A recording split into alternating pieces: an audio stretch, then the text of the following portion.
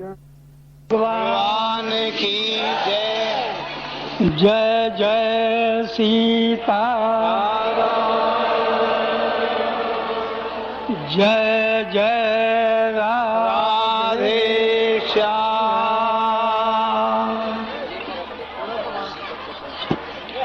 सभी प्रेमियों ने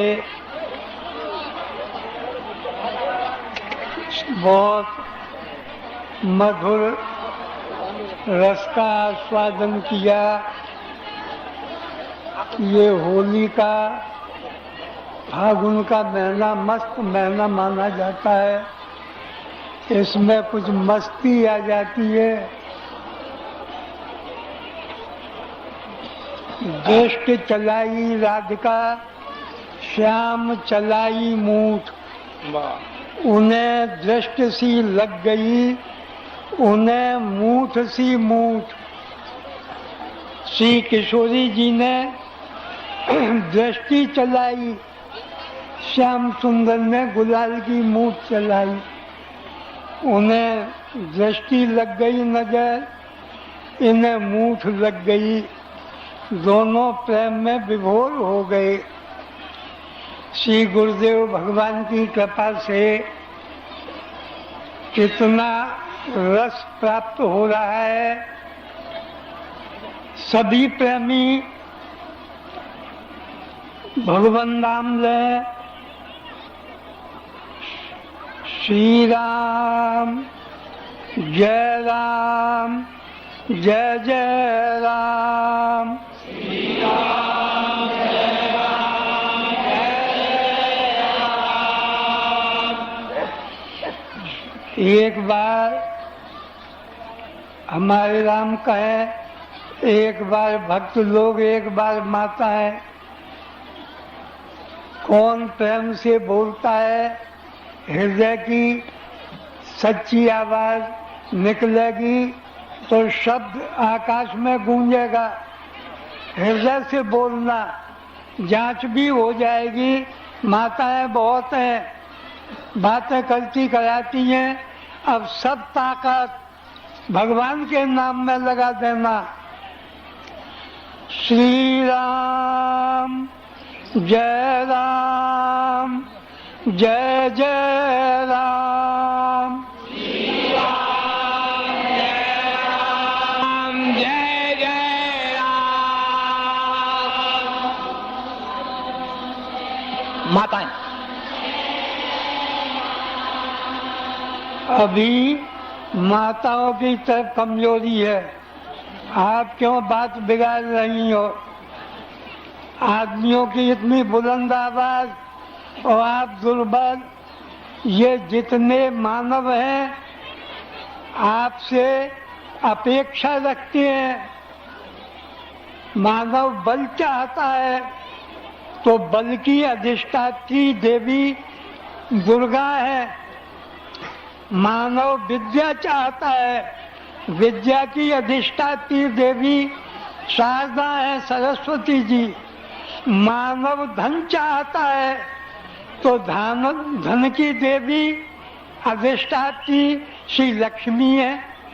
धन, बल, विद्या मानव आपके पक्ष से चाहता है। आप अपनी बात क्यों बिगाड़ रही हो? अब की उत्साह से बोलना। श्री राम जय राम, जय जय राम। श्री राम जय राम, जय जय राम। श्री जय राम, जय जय राम। अब की बात तो बात रख ली मानवों की अपेक्षा माताएं आगे निकल गई। इतने उत्साह से आपने भगवान नाम लिया। जब श्री रामचरितमानस हमारे राम पढ़ते हैं, सुनते हैं तो बारेक राम कहत जग जेऊ, होत तरण तारण नरतेऊ। एक बार राम कहने से तरण और तारण हो जाता है। संतों के समाज में श्री गुरुदेव के दरबार में आपने बहुत भगवान नाम लिया है, आप निष्पाप हो गए। परंतु ये है, जब एक नाम से पाप मिट जाता है, आपने तो हजारों नाम लिए, इतने दिन के आनंद में कितने नाम आए, आप सब निष्पाप हो गए। परंतु एक बात है, यदि आपको भय हो तो हमें भेंट कर जाओ पाप। आप पाप से रहित हो, परंतु ये प्रतिज्ञा कर जाओगे आगे चलकर कोई पाप नहीं करेंगे, तो निष्पाप हो। और फिर वही काम करने लगे तो पाप छूटे, और फिर वही पाप में मन लग गया, तो क्या मानव जीवन है। संतों के समाज में आकर बुराई भेंट कर जाओ और अच्छाई लेकर के जाओ। हमारे राम गुरुदेव की कृपा से आप सबको बुलाते हैं आध्यात्मिक भोजन के लिए। ये भौतिक भोजन, मालपुआ, खीर इत्यादि, ये तो आपकी प्रारब्ध का भोग है, हम थोड़ी खिला सकते हैं किसी को।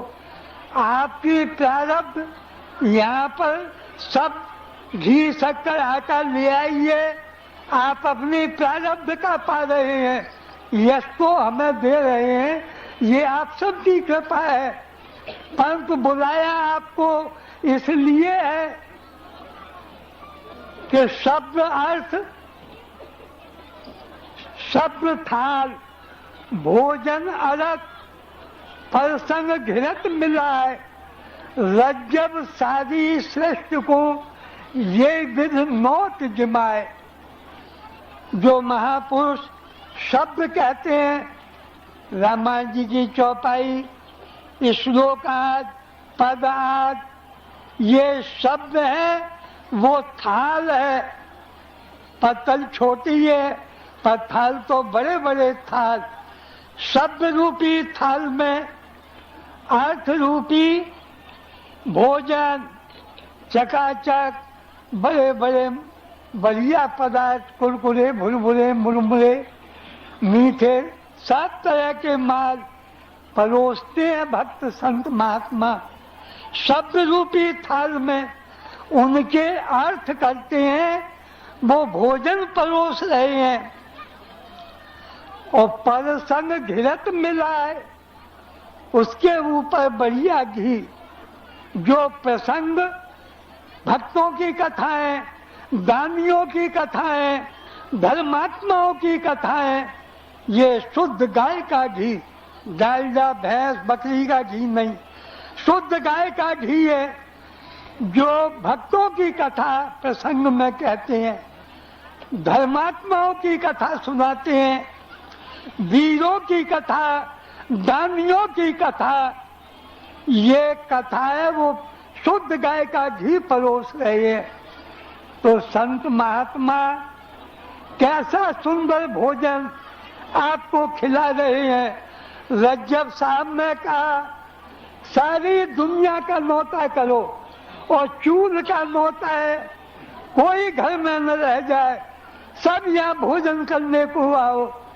शब्द रूपी थाल में अर्थ रूपी भोजन, घी रूपी प्रसंग मिलाकर महात्मा बहुत सुंदर पदार्थ आपको भोजन करा रहे हैं। आप हमेशा के लिए तृप्त हो जाओगे।